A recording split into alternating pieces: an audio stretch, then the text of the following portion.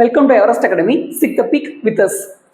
அகத்திணைகள், தமிழ்ல அகத்திணைகள் அப்படிங்கிற ஒரு பாடம் இருக்கு, அதாவது ஒரு டாபிக் இருக்கு. இந்த தலைப்புல நமக்கு நிறைய டைம் கொஸ்டின் கேட்குறாங்க. ஆனா அதுக்கான முழுமையான புரிதல் நமக்கு இன்னும் ஏற்படலைன்னு நினைக்கிறேன். ஏன் அப்படின்னா இதுல குறிஞ்சி முல்லை மருதம் நெய்தல், இதற்கான கடவுள்கள், அதுக்கப்புறம் இவங்க என்ன வேலை பார்க்குறாங்க, இதை பத்தி நமக்கு நிறைய டைம் கொஸ்டின் கேட்டிருக்காங்க. பொருந்தாதவற்றை தேர்வு செய்க அப்படிங்கிறதுல இந்த டைம் டாபிக் இருக்கு. அந்த தலைப்புல இதை கொஸ்டினா மாத்தி கேட்பாங்க. ஸோ இதை பத்தி நல்லா பார்த்துட்டு போனோம் அப்படின்னா ஒரு கொஸ்டின் கன்ஃபார்ம் வரும். பார்த்துடலாங்களா? இப்போ ஐவகை நிலங்கள், ஐவகை நிலங்கள் இதுல பொருந்தாது என்னன்னு சொல்லி கூட கொஸ்டின் கேட்கலாம்ல. அப்போ அதை ஃபர்ஸ்ட் பார்த்தலாம். இங்க பாருங்க, இங்க என்ன கொடுத்துருக்காங்க? குறிஞ்சி. குறிஞ்சி என்ன நிலம்? மலையும் மலை சார்ந்த பகுதியும். இதுதான் ரொம்ப பேசிக், இது ரொம்ப முக்கியம். முல்லை அப்படின்னா காடும் காடு சார்ந்த இடமும். அதுவே மருதம் அப்படின்னா வயலும் வயல் சார்ந்த இடமும். நெய்தல் அப்படின்னா கடலும் கடல் சார்ந்த இடமும். பாலை அப்படின்னா சுரமும் சுரம் சார்ந்த இடம்னா அது என்ன அப்படின்னா மணலும் மணல் சார்ந்த இடமும் சொல்லி அர்த்தம். மணலும் மணல் சார்ந்த இடமும். சுரம்னா மணல். இது ரொம்ப முக்கியங்க. இது முடிச்சாச்சா? இதான் பேசிக். இதை முடிச்சதுக்கு அப்புறம் அடுத்து போலாம். அடுத்து பெரும்பொழுதுகளில் பொருந்தாதவற்றை தேர்வு செய்கன்னு சொல்லி கொஸ்டின் கேட்டிருக்காங்க. ஓராண்டின் 6 கூறுகளா பிரிச்சிருக்காங்க. ஒரு ஆண்டை எப்படி பிரிச்சிருக்காங்க? 6 கூறுகளா பிரிச்சிருக்காங்க. நமக்கு மொத்தம் எத்தனை மாதங்கள்? மொத்தம் 12 மாதங்கள். 12 2ஆல் அடிச்சோம் அப்படின்னா நமக்கு என்ன வரும்? 6 வரும். அப்போ 2 மாதங்களுக்கு ஒரு பருவம் அப்படிங்கிற மாதிரி கொண்டு போயிருக்காங்க. பார்த்துலாங்களா? பெரும்பொழுதுகளை கார்காலம். கார்காலம் எங்க ஆரம்பிக்குது? ஆவணி புரட்டாசி. இப்போ இதை நான் இப்படி படிக்கணும்னு நான் சொல்ல மாட்டேன். நான் என்ன சொல்லுவேன் அப்படின்னா ஃபர்ஸ்ட் இளவேநீர் படிங்க. இதை ஃபர்ஸ்ட் போட்டுங்க, இளவேநீர். ஏன்னா நமக்கு சித்திரை வைகாசி, ஆணி ஆடி, ஆவணி புரட்டாசி, ஐப்பசி கார்த்திகை இந்த மாதிரி நமக்கு டக்குன்னு வந்துடும். எடுத்தோன்னு கார்காலம் ஆவணி புரட்டாசி அப்படின்னா நமக்கு மனப்பாடாகுது. அதுக்கு நீங்க என்ன பண்ணுங்க அப்படின்னா இளவேநீர் காலம். இளவேநீர் காலம்னா சித்திரை வைகாசி, ஈஸியா. முதுவேநீர் காலம்னா ஆணி ஆடி. முதுவேநீர் காலம்னா ஆணி ஆடி. அதுக்கப்புறம் கார்காலம் வந்துருங்க. கார்காலம் ஆவணி புரட்டாசி, இது 3. அதுக்கப்புறம் 4வது என்ன? குளிர்காலம், ஐப்பசி கார்த்திகை. இது கொஞ்சம் ஈஸி தான். ஐப்பசி கார்த்திகை குளிர்காலத்துல வருங்கிறது ஈஸி தான். அதுக்கப்புறம் 5 முன்பனி காலம், மார்கழி தை, முன்பனி காலம். அதுக்கப்புறம் 6 பின்பனி காலம், மாசி பங்குனி. இப்படிதான் நான் வச்சுக்கணும். ஃபர்ஸ்ட் இளவேநீர் காலம் சித்திரை வைகாசி, அடுத்து முதுவேநீர் காலம் ஆணி ஆடி, அதுக்கப்புறம் கார்காலம் ஆவணி புரட்டாசி, அதுக்கப்புறம் குளிர்காலம் ஐப்பசி கார்த்திகை, அதுக்கப்புறம் முன்பனி காலம் மார்கழி தை, பின்பனி காலம் மாசி பங்குனி. இதுல இருந்து ஒரு கொஸ்டின் கேட்டிருக்காங்க அடிக்கடி. ஸோ இதையும் நல்லா படிச்சுக்கங்க. இதோட கண்டினியூஷன் அடுத்து வருது. இதெல்லாம் தெரிஞ்சுக்கிறதுக்கு அப்புறம் பெரும்பொழுது தெரிஞ்சுட்டாச்சு. அதுக்கப்புறம் சிறுபொழுது.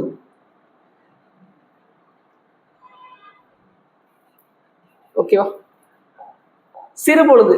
சிறுபொழுது ஒரு நாளின் 6 கூறுகள். ஒரு வருடத்தின் 6 கூறுகள் அப்படின்னா அது பெரும்பொழுது. ஒரு நாளின் 6 கூறுகள் அப்படின்னா அது என்னது? சிறுபொழுதுல வந்துடும். இதை பார்த்துறாங்களா? என்னென்ன கொடுத்துருக்காங்க? காலை. காலைங்கிறது எந்த மணிலிருந்து எந்த மணி வரை காலைன்னு சொல்லுவாங்க அப்படின்னா 6 மணி முதல் 10 மணி வரை என்ன சொல்றாங்க அப்படின்னா காலைன்னு சொல்றாங்க. ரொம்ப முக்கியம். நண்பகல். நண்பகல்னா 10 மணி முதல் 2 மணி வரை நண்பகல்னு சொல்லுவாங்க. ஏற்பாடு. ஏற்பாடை பிரிச்சது கூட எல் பிளஸ் பாடுன்னு கூட நம்ம படிச்சிருப்போம்ல, அந்த ஏற்பாடு தான் இது. ஏற்பாடுங்கிறது எங்க வருது? 2 மணி முதல் 6 மணி வரைங்கிறது ஏற்பாடு. அப்போ மாலை வரதா சொன்னா மாலை வராது. ஏன்னா நமக்கு நிறைய பேருக்கு என்ன தெரியும் அப்படின்னா மாலைங்கிறது 4 மணிக்கு மேல மாலைன்னு நினைச்சிட்டு இருக்கோம்ல, அந்த மாதிரி இல்லை. ஏற்பாடுங்கிறது 2 மணி முதல் 6 மணி வரை. அதற்கப்புறம் மாலை. மாலை எங்க ஆரம்பிக்குது பாருங்க? 6 மணி முதல் இரவு 10 மணி வரையுமே மாலை தான் சொல்றோம். யாமம். யாமம்ங்கிறது 10 மணி முதல் இரவு 10 மணி முதல் இரவு 2 மணி முதல் யாமம். யாமத்தை தான் நம்ம என்ன சொல்றோம் அப்படின்னா பேச்சு வழக்கில் ஜாமம் ஜாமம் சொல்லி பழகிட்டோம். அதற்கு பேர் யாமம். அதுக்கப்புறம் வைகரை. வைகரைகள் தான் நிறைய பேர் துயில் எழுதுவாங்கன்னு சொல்லுவாங்க. துயில் எழுதுனா எந்திரிக்கிறது. 2 மணி முதல் 6 மணி வரை. 2 மணி முதல் 6 மணி வரை என்ன சொல்றாங்க அப்படின்னா வைகரைன்னு சொல்றாங்க. சரிங்களா? இது ஒரு நாளின் 6 கூறுகளாக பிரிக்கப்பட்ட சிறுபொழுது. பெரும்பொழுது பார்த்தாச்சு, சிறுபொழுது பார்த்தாச்சு. அடுத்து ஃபர்ஸ்ட் என்ன பார்த்தோம்? திணைகளை பார்த்தோமா, அதுக்கப்புறம் பெரும்பொழுது பார்த்தோமா, அதுக்கப்புறம் சிறுபொழுது பார்த்தோமா. ஒவ்வொரு திணைக்கும் ஒரு பெரும்பொழுது ஒரு சிறுபொழுது வரும். அது என்ன நீங்க பார்த்துடலாம். திணையும் பொழுதும் இதையும் வச்சு கொஸ்டின் கேட்டிருக்காங்க. திணை குறிஞ்சிக்கு பெரும்பொழுது என்ன? குளிர்காலமும் முன்பனி காலமும். குறிஞ்சிங்கிறது மலையா, அப்போ மலையில வந்து என்ன காலம் இருக்கும்? குளிர் தான் இருக்கும். குளிர்காலமும் முன்பனி காலமும் இருக்கும். சரிங்களா? அப்போ இது ரெண்டையும் நோட் பண்ணிக்கங்க. அதுக்கப்புறம் வந்து சிறுபொழுது யாமம். எப்போ நமக்கு அதிகமா குளிர்ச்சி ஏற்படும்? அந்த 2 to 4 தான் யாமம். அந்த இடத்துல தான் வந்து என்ன பண்ணுவோம் அப்படின்னா 10 to 2 தான் யாமம். அந்த டைம்ல தான் நமக்கு என்ன பண்ணுவோம்? அந்த டைம்ல தான் அதிகமாக குளிர்ச்சி ஏற்படும். அப்போ வந்து யாமம்னாலே குறிஞ்சி, குளிர்ச்சி இந்த மாதிரி ஞாபகம் வச்சுக்கோங்க. அடுத்து முல்லைங்கிறது வந்து காடுனாவே நமக்கு என்ன கிடைக்கும்? அதிகமான மரங்கள் எங்க அதிகமா இருக்கோ அங்கதான் மழையும் அதிகமா பெய்யும். அப்போ காடுனாலே அதோட பெரும்பொழுது என்னவா இருக்கும்? கார்காலம். அதற்கப்புறம் வந்து காட்டுக்குள்ள எப்பயுமே வந்து உங்களுக்கு வந்து பொழுது விடிகிறதும் பொழுது வந்து புலர்றதும் வந்து நமக்கு அவ்வளவா தெரியாது. ஏன் அப்படின்னா காடு எப்பயுமே வந்து இருண்ட இடமா தான் இருக்கும். காட்டுக்குள்ள வந்து சூரியனோட வெளிச்சமே வந்து உள்ள வர்றது ரொம்ப கம்மியா தான் இருக்கும். அப்ப அதுக்கு என்ன காரணம் அப்படின்னா அது வந்து எப்பயுமே மாலை பொழுதாவே அதிகமா இருக்கும் அப்படிங்கிற மாதிரி ஞாபகம் வச்சுக்கோங்க. அப்போ மாலையில எவ்வளவு தூரம் வெளிச்சிருக்குமோ அந்த அளவுக்கு தான் வந்து காட்டுல வந்து இது இருக்கும் அப்படிங்கிற மாதிரி ஞாபகம் வச்சுக்கோங்க. அடுத்து மருதத்துல வந்து தான் மருதங்கிறது வந்து நமக்கு தெரியும். மருதங்கிறது நிலமும், அதாவது வயலும் வயல் சார்ந்த பகுதியும். இங்க வந்து 6 பெரும்பொழுதுகள் வரும். இங்கதான் வந்து என்ன பெரும்பொழுதுகள் வரும்? 6 பெரும்பொழுதுகள் வரும். அதுக்கப்புறம் சிறுபொழுதுல என்ன வரும் அப்படின்னா வைகரை. சிறுபொழுதுல வைகரை, வயல்னாலே கரை, அப்போ வைகரை அப்படின்னு ஞாபகம் வச்சுக்கோங்க. அடுத்து நெய்தல் 6 பெரும்பொழுதுகள் இதுலயும் வரும். இதுல வந்து ஏற்பாடுங்கிறது சிறுபொழுதுல வருது. அதுக்கப்புறம் பாலை வந்து பாலைனாலே நமக்கு தெரியும் சுரமும் சுர சார்ந்த பகுதியும். இதுல வந்து வெயில் அதிகமா இருக்கும். அப்போ வெயில் அதிகமா இருக்கும் அப்படின்னாலே அங்க என்ன வரும்? இளவேநீர் முதுவேனில், எல்லாமே வெயில் தான். இளவேநீர் முதுவேனில் பின்பனி. பாலைவனத்துலையும் பின்பனி காலம்னு ஒன்று இருக்கும். ஏன் அப்படின்னா பாலைவனம் வந்து நைட்ல வந்து குளிர்ச்சியா மாறிடும். அப்போ அதுக்கு பேர் என்ன அப்படின்னா பின்பனி காலம். அப்போ இது வந்து ஈஸியாக கண்டுபிடிச்சிடலாம். அதுக்கப்புறம் நண்பகல், வெயில் அதிகமாக இருக்கிற நேரம் எது? நண்பகல் காலம் தான். அப்போ நண்பகல் காலத்துல வெயில் அதிகமா இருக்கும். அப்போ இந்த சிறுபொழுதுகளும் இந்த பெரும்பொழுதுகளும் நீங்க எப்படி ஞாபகம் வச்சுக்கணும் அப்படின்னா அந்த திணையோட தன்மையை வச்சு ஞாபகம் வச்சுக்கிட்டீங்கன்னா உங்களுக்கு தப்பே வராது. அடுத்து இதையும் சேர்த்து பார்த்துட்டு போயிடலாம். இதுவும் ரொம்ப முக்கியம். கருப்பொருட்கள்னா என்னன்னா ஒவ்வொரு திணைக்குரிய தெய்வம், மக்கள், உணவு, விலங்கு, பூ இதெல்லாமே சேர்த்து என்ன சொல்லுவாங்க அப்படின்னா கருப்பொருட்கள் சொல்லுவாங்க. இந்த கருப்பொருட்களை வச்சு நம்ம வந்து என்ன பண்ணலாம் அப்படின்னா ஒவ்வொரு திணைக்கும் தனித்தனியா வந்து தெய்வம் இருக்கு, தனித்தனியா வந்து மக்கள் இருக்காங்க, அதற்கு உணவு முறைகள் இருக்கு. அதெல்லாம் என்னென்னு பார்த்தலாம். ஃபர்ஸ்ட் குறிஞ்சினாலே மலை, இதெல்லாம் நல்லா ஞாபகம். குறிஞ்சினாலே மலை, முல்லைனா காடு, மருதம்னா வயல். இதை வச்சுதான் நம்ம பின்னாடி இருக்கிறது எல்லாமே படிக்க போறோம். இது வந்து கடல், இது வந்து பாலைவனம். அப்போ குறிஞ்சியில யார் இருப்பான்? மலைனாலே குன்றுள்ள இடத்துல எல்லாம் யார் இருப்பாங்க? குமரன் இருப்பாங்க. அப்போ குமரன்னா யாரு? முருகன். அதற்கப்புறம் முல்லை நிலத்துல யார் இருப்பாங்க அப்படின்னா திருமால்னா விஷ்ணு சொல்லுவாங்களே, அப்ப திருமால். அடுத்து வந்து மருதம்னா யார் இருப்பாங்க? இந்திரன். மருத நிலத்துல யார் அங்க அவங்களோட தெய்வமா வழிபடுறோம் அப்படின்னா இந்திரனா அவங்களோட தெய்வமா வழிபடுறாங்க. நெய்தல் கடல் அப்படின்னாவே யார் வருவாங்க அப்படின்னா வருணன் வருவார். கடல்னாவே வருணன் வருவார். பாலைனாலே பாலைனாலே யார் வருவாங்க? கொற்றவை. அதற்கப்புறம் மக்களை பாருங்க. மக்கள் வெப்பன். குறிஞ்சினா மலையா? மலையை வந்து குறிக்கக்கூடிய சொல் என்ன? வெப்புங்கிறது எந்த சொல்ல குறிக்கும்? வெப்புனா மலைங்க. அப்ப வெப்பன்னா அங்க வாழக்கூடிய மக்கள். அப்ப அவங்களோட பேர் வந்து மலையன் கூட இருக்கலாம், அப்படிதான் வைப்பாங்க. வெப்புனா மலை, அப்ப வெப்பன்னா மலையில் வாழக்கூடிய மக்களை குறிப்பிடுது. குறவர் குறத்தியர் அப்ப அவங்களும் எங்கதான் இருப்பாங்க? மலைவாழ் மக்கள் தான். அவங்க தான் வந்து தேன் எடுக்கிறது, திணையை வந்து விவசாயம் பண்றது, திணையை வந்து அகழ்ந்து எடுக்கிறது, இதெல்லாமே வந்து அவங்களோட வேலையா இருக்கும். அப்போ குறவர் குறத்தியோட வேலையே என்ன அப்படின்னா தேன் எடுக்கிறது, கிழங்கு அகழ்தல், இந்த மாதிரியான தொழிலை தான் அவங்க பண்ணிட்டு இருப்பாங்க. அடுத்து முல்லைனாலே காடு இருக்கும். காடுனாலே அவங்க என்ன பண்ணுவாங்க அப்படின்னா ஆணிரைகளை மேய்ப்பாங்க. ஆணிரைகள்னா என்ன சார் அப்படின்னா ஆடு மாடு. அப்போ ஆடு மாடு மேய்க்கிறவங்களை என்ன சொல்லுவாங்க அப்படின்னா தோன்றல், ஆயர், ஆய்ச்சியர். ஆனாலே எதை குறிப்பிடும்? ஆனாலே மாடும் ஆடும் தான் குறிப்பிடும். அப்போ ஆயர், ஆய்ச்சியர். வந்தாலே நம்ம என்ன போட்டுடலாம்? முல்லை நிலத்துக்குரிய மக்கள்னு போட்டுடலாம். அடுத்து வந்து மருதம்னாலே என்ன பண்ணுவாங்க? வயல்னாலே என்ன தொழில் இருக்கும்? உழவு தொழில் இருக்கும். அப்போ உழவர், உலத்தியர். ஊரன், உழவர், உலத்தியர். சரியா?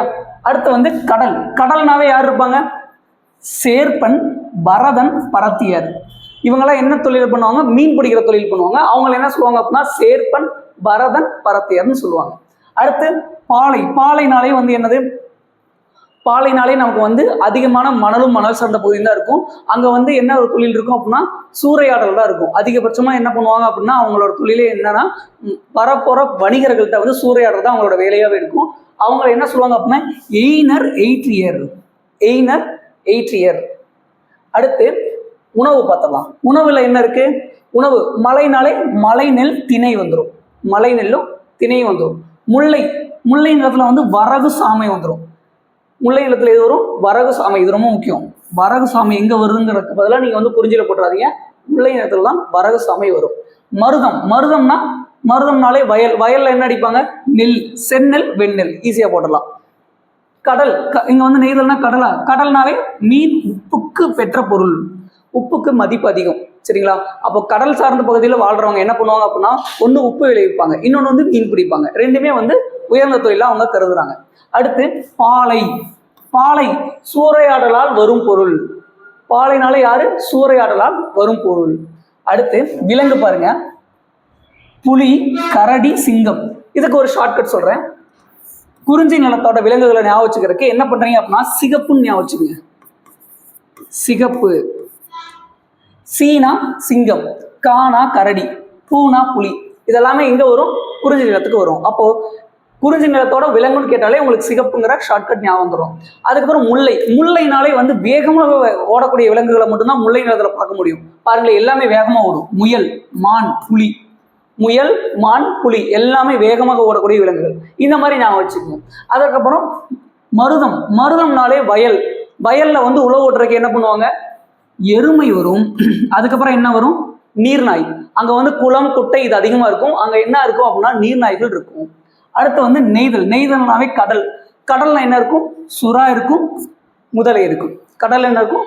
சுறா இருக்கும், முதலை இருக்கும். அவ்வளவுதாங்க. அடுத்து பாலை. பாலைனா வலி இழந்த யானை. யானைகள் எப்பயுமே என்ன பண்ணும் அப்படின்னா நல்ல உடல் திறன் உள்ளவரையும் வந்து காட்டுல வாழும். அதுவே வந்து வலிமை இழந்ததுக்கு அப்புறம் தன்னைத்தானே வந்து கொண்டுக்கிறதுக்காக என்ன பண்ணும் அப்படின்னா அது பாலைவனத்தையோ இல்லை வந்து சுரம் சார்ந்த பகுதியை நோக்கி அது செல்ல ஆரம்பிச்சிடும். அதோட கூட்டமும் அதை வந்து தனியாக தள்ளிடும். சரிங்களா? அப்போ வந்து வலி இழந்த யானை எங்க இருக்கும் அப்படின்னா பாலை நிலத்துல இருக்கும். இதெல்லாமே வந்து தமிழ், அதாவது தமிழகத்திலேயோ இல்லை வந்து அந்த தென்பகுதி தென்னிந்தியாவிலேயோ நடக்கிற அந்த நிலப்பகுதியை வச்சு மட்டும்தான் வந்து இவங்க வந்து வகைப்படுத்திருக்காங்களே தவிர உலகத்துல இருக்கிறத வச்சு வகைப்படுத்தல. சரிங்களா? அடுத்து பூ. பூனா வந்து என்ன வரும்? பூ அப்படின்னா மலையில வந்து குறிஞ்சி. அப்போ வந்து இங்க என்ன வரும் அப்படின்னா குறிஞ்சி, காந்தல். குறிஞ்சி நிலத்துக்கு என்ன வருது? குறிஞ்சியும் காந்தலும் வருது. அதே வந்து இங்க வருதுக்கு முல்லை, பிடவம், தோன்றி. பிடவமும் சேர்த்து எழுதிங்க.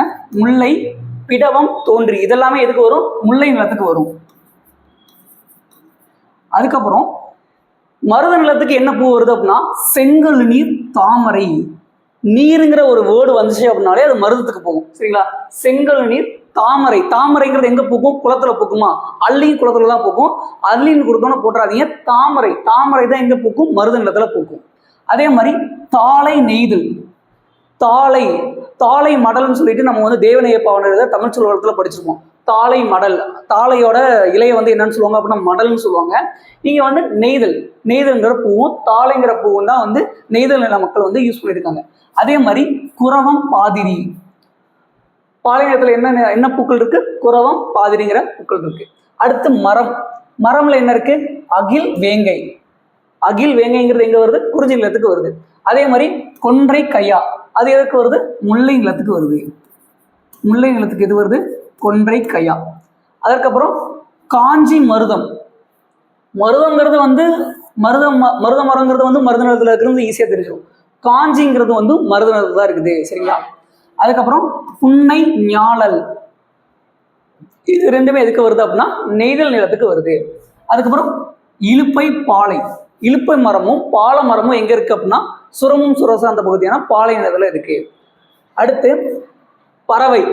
இந்த பறவையை ஞாபகம் வச்சுக்கிறதுக்கு நம்ம வந்து இதோட தெய்வத்தை ஞாபகம் வச்சுட்டாலே இந்த பறவையை வந்து நம்ம கண்டுபிடிச்சிடலாம். என்ன அப்படின்னா குறிஞ்சி நிலத்துக்குரிய தெய்வம் என்ன? முருகன். முருகன்னாலே பக்கத்துல என்ன இருப்பாங்க அப்படின்னா வள்ளி தெய்வான இருப்பாங்க. அப்போ அவங்க கையில என்ன இருக்கும்? கிளி இருக்குமா? அதே மாதிரி மயில் யாரோட வாகனம்? முருகனோட வாகனமா?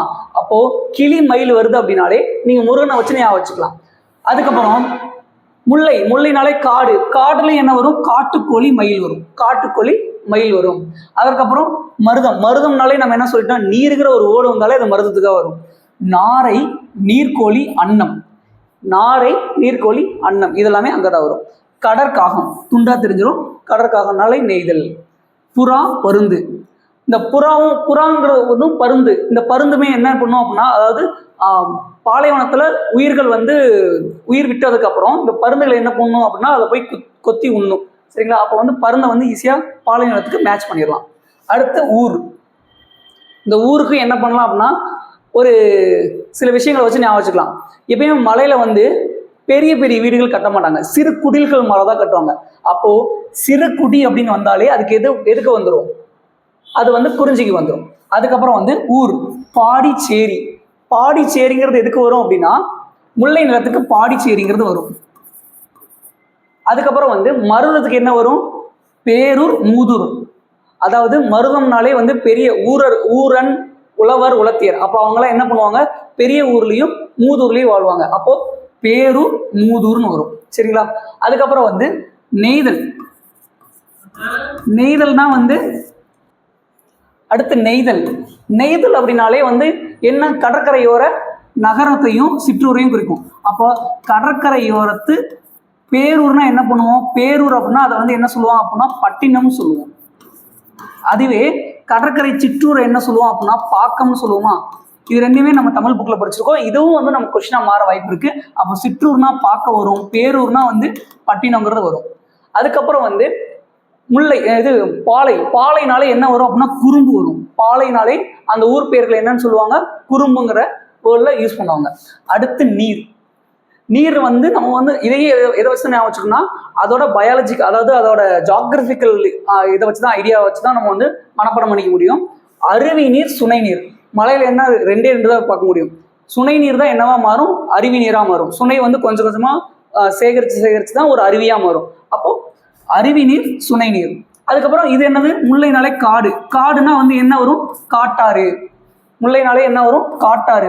மாயாறுங்கிற ஒரு ஆறு கேள்விப்பட்டிருப்போம். அது மாயாறு அப்படிங்கிறது என்ன காரணம் அப்படின்னா காடுகளில் வந்து ஏதோ ஒரு இடத்துல மழை பெய்யும். அந்த மழை வந்து ஒரு சில வினாடிகள்லயே அந்த காற்றாற்றுல வெள்ளமா உருவாயிடும். இங்க மழை பெய்யலைனாலும் எங்கேயோ ஒரு பெய்த மழை வந்து இங்க உருவாகும். அப்போ வந்து காட்டாறு எங்க உருவாகும் அப்படின்னா முல்லை நிலத்துல தான் உருவாகும். அதுக்கப்புறம் இங்க பாருங்களேன், மருதம். மருதம்னாலே நம்ம வந்து என்ன பண்ணுவோம் அப்படின்னா நம்ம நார்மலா வாழக்கூடிய ஒரு ஊர் தான். அப்போ வந்து மனை கிணறு, வீட்டுக்கு பின்னாடி இருக்கும்ல, அதுக்கு பேர் தான் வந்து மனை கிணறுன்னு சொல்லுவாங்க. பொய்கைனா என்ன? குளம். ஒவ்வொரு மருத நிலத்திலையும் கண்டிப்பா என்ன இருக்கும் அப்படின்னா குளம் இருக்கும். அதே மாதிரி ஒவ்வொரு வீட்டுக்கு பின்னாடி என்ன இருக்கும்னா மனை கிணறுங்கிறது இருக்கும். அப்போ இது ரெண்டுமே எங்க வரும்? மருத நிலத்துக்கு வரும். மணற்கிணறு. மனை கிணறுங்கிறது வேற, மணற்கிணறுங்கிறது வேற. மணற்கிணறுங்கிறது வந்து எங்க இருக்கும் அப்படின்னா நெய்தல இருக்கும். உவர்களிங்கிறது எங்க இருக்கும் அப்படின்னா நெய்தல்ல இருக்கும். உவர்களினா என்ன சார்? காயல் நிலங்கள். இப்ப வந்து சிலிக்கா ஏரி என்ன சொல்லுவாங்க? சிலிக்கா ஏரிங்கிறது உவர்களி. அதே மாதிரி மணற்கிணறுங்கிறது வந்து அதாவது கடற்கரை ஓரம் ஒரு 10-15 அடி தான் தோண்டிருப்பாங்க. அதுலயே நீர் ஊற்று ஊற ஆரம்பிச்சிடும். அதை வந்து கல்லு கட்டி அதை வந்து ஒரு கிணறா யூஸ் பண்ணுவாங்க. அதற்கு பேர் வந்து மணற்கிணறுன்னு சொல்லுவாங்க. அதற்கப்புறம் பாலையில ரெண்டு தான். ஒன்று வந்து வற்றிய சுனை, இன்னொன்று வந்து கிணறு. ஒன்று வற்றிய சுனை, இன்னொன்று கிணறு. அடுத்து வந்து பறை. இதுக்கும் வந்து ஈஸியான ஒரு ஷார்ட்கட்டோட வச்சுக்கலாம். என்ன அப்படின்னா குறிஞ்சினாலே மலைக்கு போனோடனே நமக்கு என்ன பண்ணும் அப்படின்னா கண்டிப்பா தொண்டை கட்டும். அப்போ பறையில வந்து என்னன்னா தொண்டகம் அப்படிங்கிறது வந்து எதுக்கு வரும்? குறிஞ்சிக்கு வரும். அதே மாதிரி முல்லைன்னா என்ன? காடுனாலே நமக்கு என்ன இருக்கும்? மரங்கள் இருக்கும். மரத்துல நம்ம என்ன பண்ண முடியும்? ஏற முடியும். அப்போ ஏறுகோட்பறை அப்படின்னு வந்தாலே நமக்கு என்ன போடுவோம்? முல்லைக்கு போட்டுருவோம். அதுக்கப்புறம் இவர்களே மனை அப்படிங்கிற ஒரு வேர்டு வந்துச்சுனாலே நீங்க என்ன போடலாம்? எதை போடலாம் அப்படின்னா மருதம் போடலாம். மணமுலா. நெல்லரி கிணை. நெல் எங்க விளையும்? மருதத்துல விளையும். நெல்லரி கிணை. இது ரெண்டுமே என்னது? மருதத்துக்கான பறையில வரும். அதுக்கப்புறம் நெய்தல்னாலே கடல்னாலே மீன். அப்ப மீன் எங்க வரும் அப்படின்னா மீன் கோட்பறைங்கிறது எங்க வருது? நெய்தலுக்கு வருது. துடி.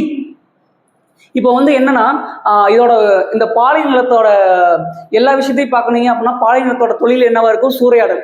அப்போ ஒருத்தர் துடிதுடிச்சு நம்ம வந்து கொல்றதோ இல்லை துடிதுடிச்சு அவங்கள வந்து அவங்கள்ட்ட இருந்து வந்து ஒரு பொருளை சூறையாடுறதோ அப்படிங்கும் போது அவங்க என்ன பறை யூஸ் பண்றாங்க அப்படின்னா துடிங்கிற பறை யூஸ் பண்றாங்க. அந்த மாதிரி ஞாபகம் வச்சுக்கோங்க. அடுத்து யாழ். யாழ்னா இது ஈஸி தான், இதுல எல்லாமே ஒரே மாதிரி தான் வரும். யாழ், குறிஞ்சிக்கு குறிஞ்சி யாழ், அதே மாதிரி முல்லைக்கு முல்லை யாழ், மருதத்துக்கு மருதம் யாழ். அதே மாதிரி நெய்தலுக்கு மட்டும்தான் என்ன மாறும் அப்படின்னா விலரி யாழ்னு வரும். மற்ற எல்லாமே சேம் தான். பாலைக்கு பாலையாள். அதுக்கப்புறம் பண். பண் வந்து இதையும் அப்படிதான், ஒரே ஒரு விஷயத்துக்கு மட்டும் மாறும், எல்லாத்துக்குமே வந்து சேமாக தான் இருக்கும். குறிஞ்சி பண், முல்லை பண், மருதம் பண், செவ்வழி பண். செவ்வழி பண்கிறது வந்து நெய்தலுக்கு வரும். பஞ்சுர பண். இந்த சுரம்னு இருக்குல்ல, சுரம்னாலே என்ன? மணல். அப்போ சுரம்னு வந்தாலே நீங்க எதுக்கு போடுவீங்க? பாலைக்கு போடுவீங்க. அவ்வளவுதான். தொழில். தொழில் பார்த்துடலாமா? தேன் எடுத்தல். குறவன் குறத்தையர் என்ன பண்ணுவாங்க? தேன் எடுப்பாங்க, கிழங்கு அகழ்வாங்கன்னு சொன்னா, அப்போ குறவன் குறத்தையர் என்ன பண்ணுவாங்க? தேன் எடுப்பாங்க, கிழங்கு அகழ்வாங்க. ஏறு தழுவுதல். ஆயர் ஆய்ச்சியர் அவங்களோட வேலையே என்ன? ஆணிரைகளை மேய்த்தல். ஆணிரைகளை மேய்க்கும் போது அவங்க என்ன பண்ணுவாங்க அப்படின்னா அந்த ஆணிரைகளோடய வந்து நம்ம வந்து ஒரு விளையாடுற விளையாட்டு தான் என்ன சொல்லுவாங்க? ஏறுதல்னு சொல்லுவாங்க. அதுக்கப்புறம் இன்னொன்று என்ன? நிறை மேய்தல். அதுக்கப்புறம் நெல்லறிதல். இது யாருக்கு வரும்? அது வந்து மருத நிலத்துக்கு வருது. மருத நிலனாலே நெல்லை தான் வந்து விளைவிப்பாங்க. அப்போ நெல்லறிதல், களை பறித்தல்.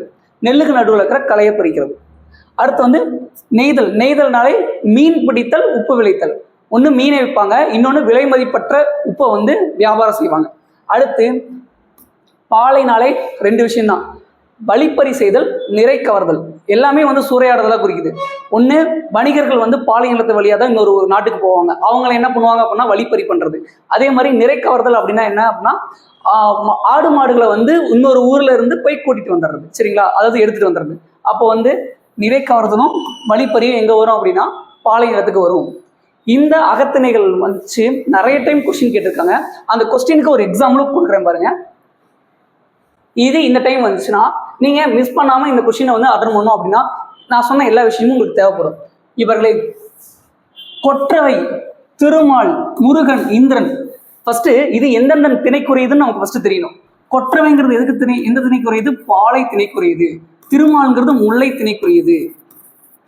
முருகன்கிறது வந்து குறிஞ்சி திணைக்குரியது. இந்திரன்கிறது வந்து மருத திணைக்குரியது. ஃபர்ஸ்ட் இதை நமக்கு தெரிஞ்சா அப்படின்னா தான் நம்ம என்ன பண்ணுவோம், அதற்கான நீர்நிலைகளோட நம்ம வந்து மேட்ச் பண்ண முடியும். அப்போ பாலைனாலே நமக்கு என்ன வரும்? பாலைனாலே வறண்ட கிணறு. அப்போ கிணறு வரலாம். சரிங்களா? பாலைனாலே வறண்ட கிணறு தான் வரணும். ஆனா இங்க கிணறு மட்டும் தான் வந்திருக்கு. அப்போ அதை கொஞ்சம் டவுட்ல வச்சுக்கலாம். அடுத்து வந்து திருமால்னாலே முல்லைனாலே காடுனா காட்டாறு. அப்போ இது சரி, இது வந்து கன்ஃபார்ம் சரி தெரியுது. அதுக்கப்புறம் முருகன்னாலே யாரு? குறிஞ்சினாலே என்ன நீர் இருக்கும்? சுனை நீர் இருக்கும், இல்லைன்னா அருவி நீர் இருக்கும். சுனை நீர் இருக்கும், இல்லைன்னா அருவி நீர்னு இருக்கும். ஓகே, அதுவும் கரெக்ட் தான். அடுத்து இந்திரன்னாலே மருதம்னாலே என்ன வரும்? செங்கல் நீர் வரும். நீர்னு வந்தாலே நம்ம என்ன பண்ண சொல்லிட்டோம்? போட சொல்லிட்டோம். எதுக்கு போட சொல்லிட்டோம்? மருதத்துக்கு போட சொல்லிட்டோம். அப்போ கொற்றவைனா வந்து பாலைனா கிணறுன்னு எடுத்தோம்னா நம்ம போடக்கூடாது. என்னன்னா வறண்ட கிணறு அல்லது மணற்கிணறுங்கிறது வேற, மனைக்கிணறுங்கிறது வேற. சரிங்களா? அதுக்கப்புறம் வந்து வேற என்ன சொல்லலாம் இதுக்கு அப்படின்னா வறண்ட சுனை. இதெல்லாமே எதுக்கு வரும் அப்படின்னா பாலை நிலத்துக்கு வரும். இந்த மணற்கிணறு கூட நீங்க வந்து நெய்தலோட கன்ஃபியூஸ் பண்ணிருக்கீங்க. இதை எடுத்துருங்க, ரெண்டு மட்டும் வச்சுக்கோங்க. வறண்ட கிணறு, வறண்ட சுனை, இது ரெண்டுமே எங்க வரும் அப்படின்னா பாலைக்கு வரும். அப்போ பொருந்தாத இணை எது? கொற்றவை கிணறுங்கிறதா பொருந்தாது. இந்த ஒரு சிம்பிள் கான்செப்டான கொஸ்டினுக்கு நீங்க நிறைய விஷயம் படிச்சிருந்தா மட்டும் தான் கொஸ்டின் ஆன்சர் பண்ண முடியும். அப்படின்னா நீங்க அகத்திணைகள் நல்லா படிச்சிருக்கணும். ஸோ தேங்க்யூ ஃபார் வாட்சிங்.